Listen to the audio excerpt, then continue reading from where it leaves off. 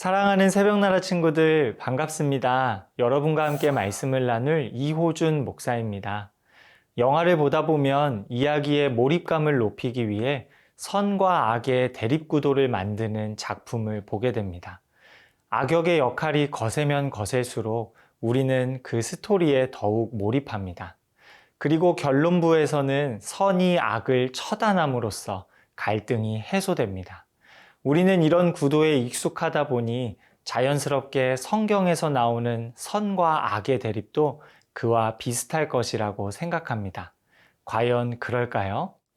오늘 여러분과 함께 나눌 말씀의 제목은 돌이킬 기회입니다.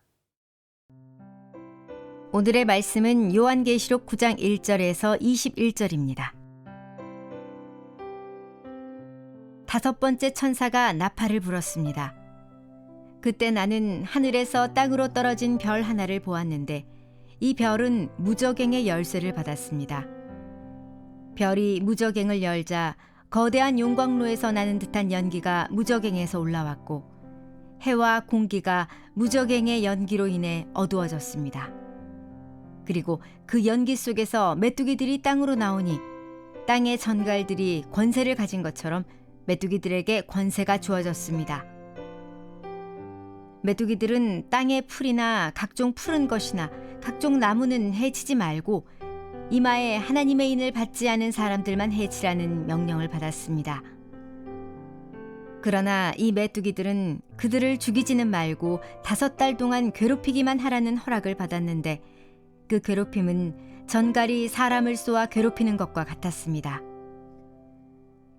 그 기간 동안 사람들은 죽음을 구해도 결코 그것을 얻을 수 없고 죽기를 갈망해도 죽음이 그들에게서 달아날 것입니다. 메뚜기들의 모양은 전투체비를 갖춘 말들 같고 그들의 머리에는 금으로 만든 듯한 관 같은 것이 씌워져 있고 그들의 얼굴은 사람의 얼굴과 비슷하고 또 그들의 머리털은 여인의 머리털 같고 그들의 이빨은 사자의 이빨과 같았습니다. 또 그들은 철흉갑 같은 흉갑을 두르고 있었고 그들의 날개 소리는 전쟁을 위해 달리는 많은 말들의 병거 소리와 같았습니다. 또 그들은 정갈처럼 쏘는 꼬리와 독침을 가졌는데 5달 동안 사람들을 괴롭게 할 권세가 그들의 꼬리에 있었습니다. 그들은 무저갱의 사자를 자기들의 왕으로 삼고 있었는데 그 이름은 히브리 말로는 아바돈이고 그리스 말로는 아볼로온입니다. 첫 번째 재앙이 지나갔습니다.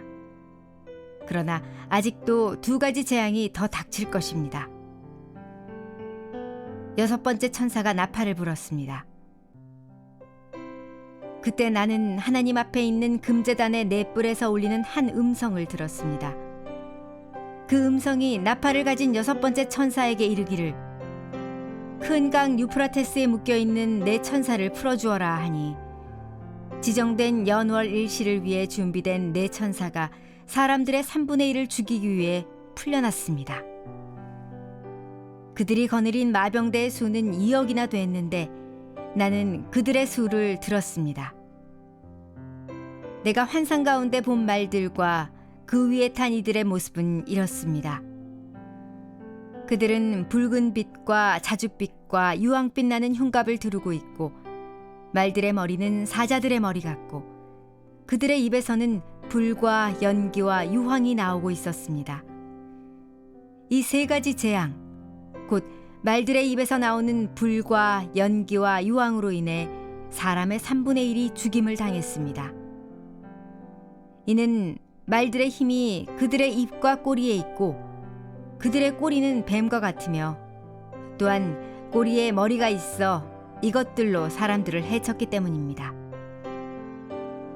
이 재앙에서 죽임을 당하지 않고 남은 사람들은 자기 손으로 저지른 일들을 회개하지 않고 도리어 귀신들과 금, 은, 청동, 돌, 나무로 만든 보거나 듣거나 걷지도 못하는 우상들에게 경배했습니다. 그들은 또 그들의 살인과 그들의 복술과 그들의 음행과 그들의 도둑질을 회개하지 않았습니다. 오늘 본문은 종말의 때에 벌어질 7가지 재앙 중 5째 재앙을 다루고 있습니다. 오늘은 5번째 천사가 나팔을 불자 하늘에서 땅으로 떨어진 별이 무저갱의 문을 엽니다. 오늘 본문에서 땅으로 떨어진 별은 사탄을 상징합니다. 사탄은 무저갱의 열쇠를 받아 무저갱을 엽니다. 사탄이 무저갱을 열자 메뚜기떼로 비유되는 악한 영들이 나와 하나님을 믿지 않는 사람들을 해칩니다. 종말이 가까워지면 세상에는 악한 영들이 활기치는 시대가 올 것입니다. 우리는 악한 영들이 활개치는 세상을 상상하면 긴장되고 위축되기 쉽습니다. 하지만 성경은 오늘 우리에게 그럴 필요가 없다고 말합니다. 오늘 본문 5절 말씀을 함께 읽겠습니다.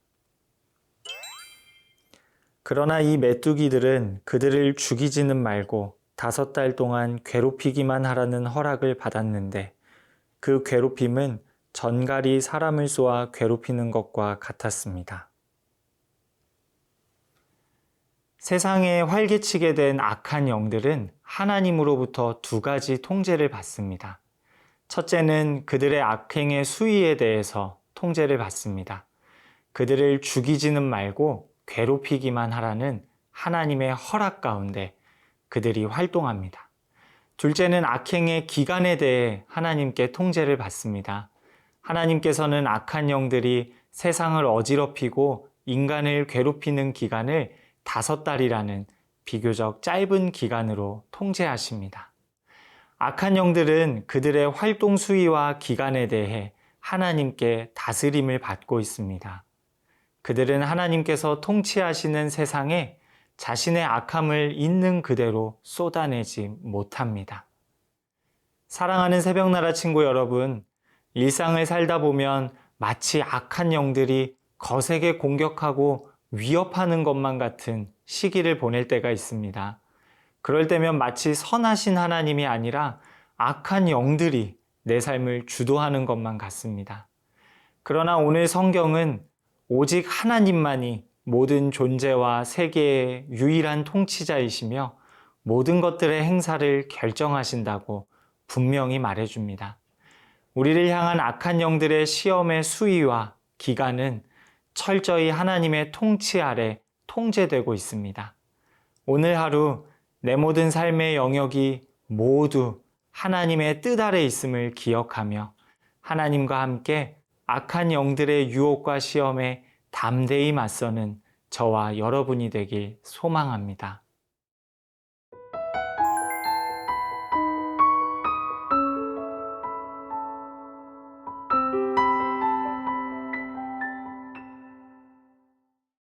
이어서 천사의 나팔 소리와 함께 6째 재앙이 시작됩니다.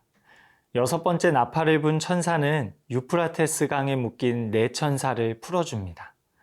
강에 묶여있던 4천사는 사람들의 3분의 1을 죽이기 위해 풀려납니다. 그들이 풀려나 사람들의 3분의 1을 죽이는 일 역시 하나님의 통제와 계획 아래 있습니다. 그들은 지정된 때에 일정 이상의 해를 입히지는 못합니다.